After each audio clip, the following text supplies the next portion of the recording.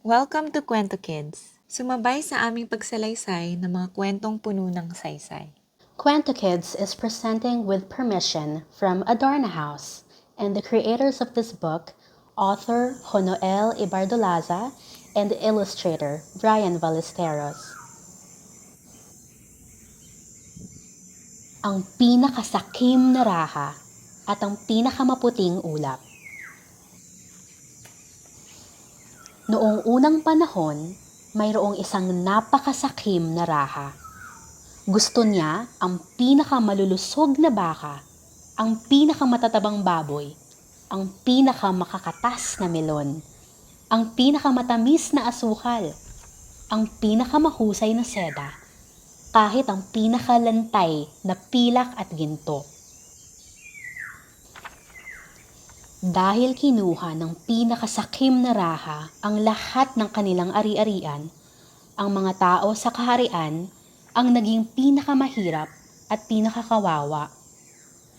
Subalit, walang naglakas loob na sumuway sa pinakasakim na raha dahil hawak niya ang pinakamabagsik na kawal na may pinakamatalas na sibat. Minsan, habang nakadungaw sa pinakamalaking bintana ng kanyang pinakamalawak na palasyo, nakita ng raha ang pinakamaputing ulap na lumulutang-lutang sa bughaw na kalangitan. Tunay siyang nabighani. Higit itong maputi kaysa purong gatas ng kalabaw na kanyang iniinom araw-araw. At tila mas masarap pa itong yakapin kaysa pinakamalambot na unan na tinutulugan niya gabi-gabi. "Mga kawal!" sigaw ng raha. "Tawagin ang mga pantas! Kunin ninyo ang pinakamaputing ulap!" utos niya sa mga pantas. "Kung hindi nyo maibibigay sa akin ang ulap na yan," banta ng raha, "lahat kayo ay ipatatali ko sa poste at ipakakagat sa pinakamapupulang hantik." Binigyan ang mga pantas ng isang buong gabi upang pag-aralan kung paano makukuha ang ulap. Kahit na alam nilang imposible ang pinagagawa ng raha, magdamag silang nanatiling gising upang mag-isip, magkalkula at magpalitang kuro. Pasikat na ang araw nang ang pinakamatalinong pantas ay pumasok sa silid ng raha. "Kagalang-galang na raha," bati ng pantas.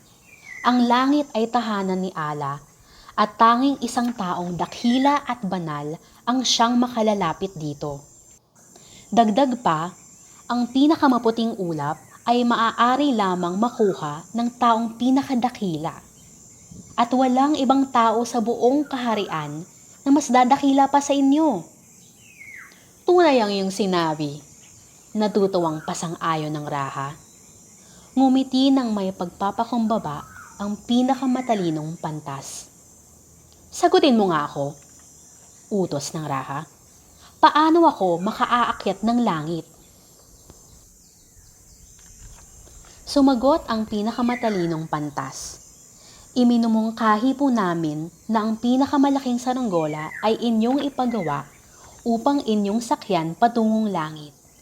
Itatali ninyo ang ulap sa inyong saranggola. Kapag ito'y inyo nang nagawa, kayo naman ay aming hihilahin pababa."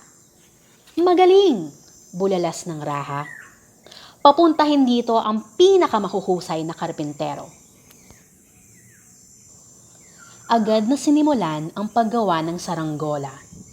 Kailangan itong maging kasing raya ng sakim na raha. Pinalalamutian ng mga esmeralda at mga ruby.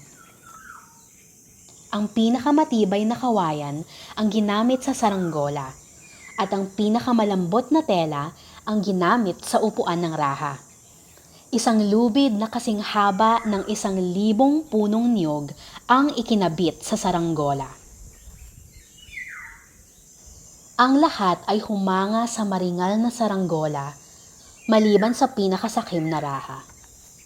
"Dapat ay 3 beses pa ang laki ng saranggola," reklamo ng raha. "Dapat ay 4 na beses pa ang kinang ng mga hiyas at 10 beses pa ang dami ng mga ito. Dapat ay mas marami pang kutsyon ng upuan at dapat ay habian ang buntot ng saranggola ng gintong sinulid na kikinang sa gabi.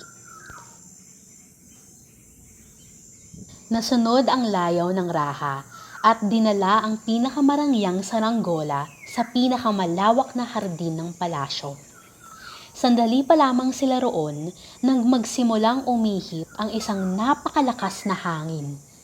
Tinangay nito ang saranggolang sakay ang raha sa ibabaw ng mga pader ng palasyo, lampas sa nagtataasang tore patungong kalangitan.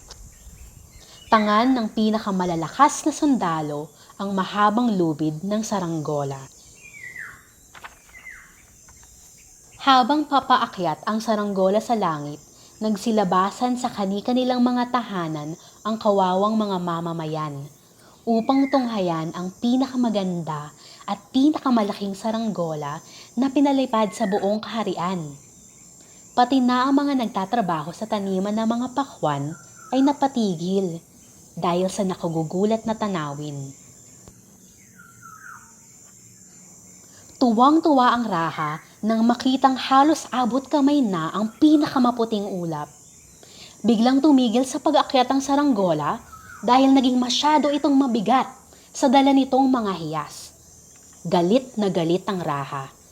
Inilabas niya ang kanyang gintong bolo at nagsimulang paglalaslasin ang mga taling nagkakabit ng mga hiyas sa saranggola.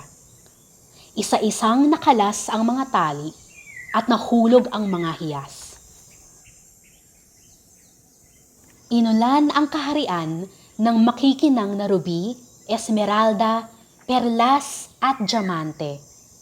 Tuwang-tuwang nag-unahan ang mga tao sa mga hiyas na nakulog sa lupa. Pati na ang mga sundalong may tangan ng lubid ng saranggola ay nakisali at kanilang nabitawan ng lubid. Dahil sa lubos na kasiyahan, walang nakapansin sa pinakasakim na raha na lumilipad papalayo ng papalayo hanggang tuluyang maglaho sa kalangitan. Wala na ang raha, sigaw ng isang paslit, at ang lahat ay napasigaw sa tuwa. Wala na ang pinakasakim na raha. Tanging ang naggagandahang hiyas ang natira. Ang pinakamatalinong pantas ang inatasan ng mga tao mamuno sa kanila. Pinamunuan niya ang kaharian ng may kabutihang loob at pagmamahal. Walang makapagsasabi kung ano ang nangyari sa pinakasakim na raha. Ngunit pagdating ng gabi, kung iyong pagmamasdan ng matagal ang kalangitan, maaaring ikaw ay may maaninagang guhit ng kinang sa gitna ng kalawakan. Iyon ang pinakasakim na raha. Sakay pa rin ng kanyang saranggola. Hinahabol ang pinakamaputing ulap. Thank you for spending your time with us today. We hope you have learned about our culture and people as we share more pieces of Philippine literature with you. You can also read Adarna House books online through buribooks.com, an extensive e-library of Adarna House books. Please don't forget to like this video, subscribe to our channel for more exciting tales, and share it with your friends and family who love reading and learning as well. Mabuhay ang pagbasa!